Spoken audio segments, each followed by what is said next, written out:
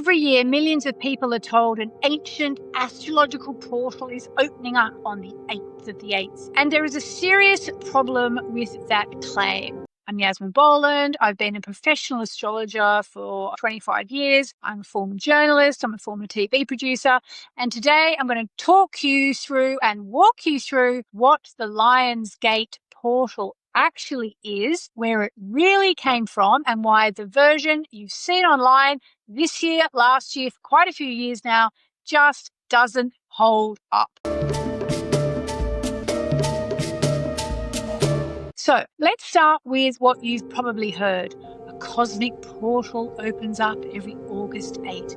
The sun aligns with the star Sirius. It comes from ancient Egypt. And if you set your intentions during this window, abundance floods in. Okay, so none of that is accurate astrology. For one thing, the astrology on August 8 is different every single year. But some of it points to something genuinely fascinating, and I want to show you both sides of this story before the video ends. I actually hesitated to make this video. I don't enjoy bursting anyone's bubble, and Lionsgate content is popular for a reason. It's hopeful. It feels ancient and connected to something bigger than us.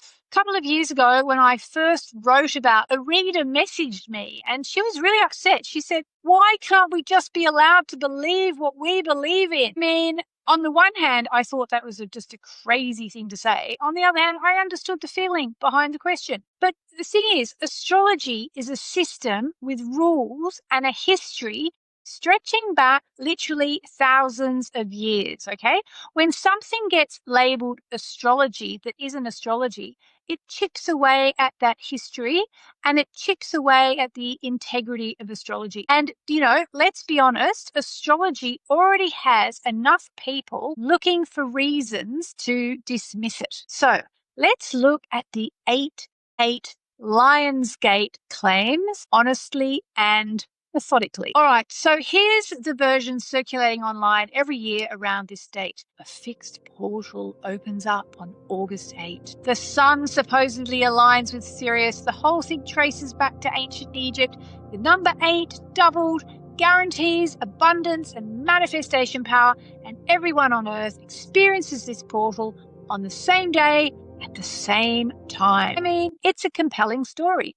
It just isn't astrology. Really, I'm not the only professional astrologer saying this. Rick Levine, who is one of the most respected astrologers working on the planet today, is actually very blunt about it. He calls Lionsgate a fabricated event with no basis in astrology and actually traces the term back to a 1998 lunar eclipse, where somebody called it Lionsgate and it just stuck. Kelly Surtees, a leading astrology teacher and a friend of mine, put it plainly when I asked her directly in a podcast, in the style of astrology practiced across the West for a couple of thousand years. Does this date matter because it's 8/8? And she said, no, it doesn't. She said, in the style of astrology practiced across the West for a couple of thousand years, a date mattering just because it's 8/8 isn't astrology. Astrologer Lynn Hayes, who's been practicing astrology for over 35 years, points to the astronomy. Sirius sits at 14 degrees of Cancer in the tropical zodiac. That is nowhere near the sun on August 8. So 3 professional astrologers just randomly selected 3 different conversations and 1 consistent answer. Let's get specific about the astronomy because this is where the claim really falls apart. In the tropical zodiac that Western astrologers like me use, Sirius sits at roughly 14 degrees of Cancer. On August the 8th, the sun is in Leo, usually around 15 degrees of Leo. These 2 points are not next to each other. They are a full line apart. The heliacal rising of Sirius, meaning the moment it reappears at dawn after months of invisibility, does happen around this time of year. But the exact date shifts depending on where you're standing on Earth. As far north as, say, Chicago, it lands closer to August 12. And over long stretches of time, a slow wobble in the Earth's axis called precession moves that date further still by roughly a day every 60 or 70 years. There is no single fixed August 8th written into the stars. The date depends on your latitude and on which century you're standing in. Also, August 8th is man-made. Like, we made up the calendar. Humans made up the calendar. So where did this whole thing start? The trail actually leads to an astrologer named Ray Mardix. He was writing about a lunar eclipse that fell on August 8th of that year on the Leo-Aquarius axis, which is where the lion name comes from. Mardix wove in the themes of Sirius and Egyptian cosmology while building towards the galactic alignment predicted for 2012. By his own account, Mardix never intended for this to become a recurring annual portal. From that single eclipse interpretation, the idea spread online and mutated into an annual fixed event. I remember being down at Glastonbury and a girlfriend saying to me, "What about Lionsgate?" This was probably about, 8 years ago. I'm like, "What's Lionsgate?" She's like, "It's astrology." I'm like, "No, it's not astrology. What are you talking about?" Now, I know there are almost no search results for Lionsgate portal before 1999. The whole concept is younger than most people's mobile phones. All right, so here's another little angle, because Sirius really was sacred to the Egyptians, okay? So just know that. They actually personified the star as the goddess Sopdet. I think I'm saying that right. Later merged with a goddess I definitely know about, Isis. Her heliacal rising marked the Egyptian New Year and actually signaled the coming flood of the Nile, which brought fertility to the whole land. Okay, so that was a real sacred event tracked by real observers. But this is not evidence of a modern fixed portal on August 8th with abundance guaranteed. Okay, the Akka lions, I think, again, I've had to research this like a journalist. This is not something they teach you in astrology school, or at least not the schools that I went to. So excuse me if I'm saying that wrong. Aker.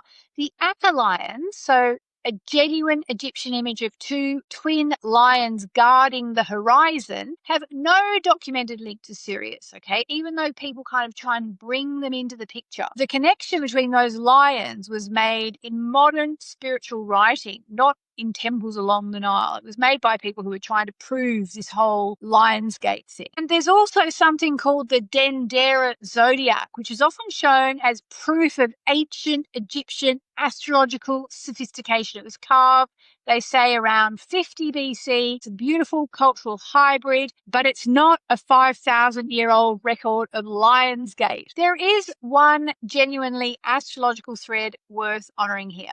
So Dane Rudhyar, who I mentioned before, one of the most influential astrologers of the 20th century, who, by the way, wrote probably the most seminal book on the lunation cycle, called The Lunation Cycle. In about 1936, he wrote about the 15-degree points of the fixed signs, Taurus, Leo, Scorpio, and Aquarius, and he called them points of maximum energy release. The sun reaches 15 degrees of Leo around August 7 or 8 most years. Now, that's a real astrological reference point. The same point in the sky lines up closely with Lammas, the old Celtic festival marking the midpoint between the summer solstice and the autumn equinox. So that's a pagan and Wiccan tradition, though, again, not astrology. Then there's numerology. The number 8 is linked with abundance and material mastery, let's say. In Chinese tradition, it's considered lucky because it sounds like the word for wealth. Doubled on 8/8, August 8, that symbolism gets amplified and the number on its side becomes the infinity symbol. All of that is worth exploring if you're interested. None of that is astrology. Numerology is its own valid system, and calling it astrology only hands ammunition to the people already looking to dismiss the whole field.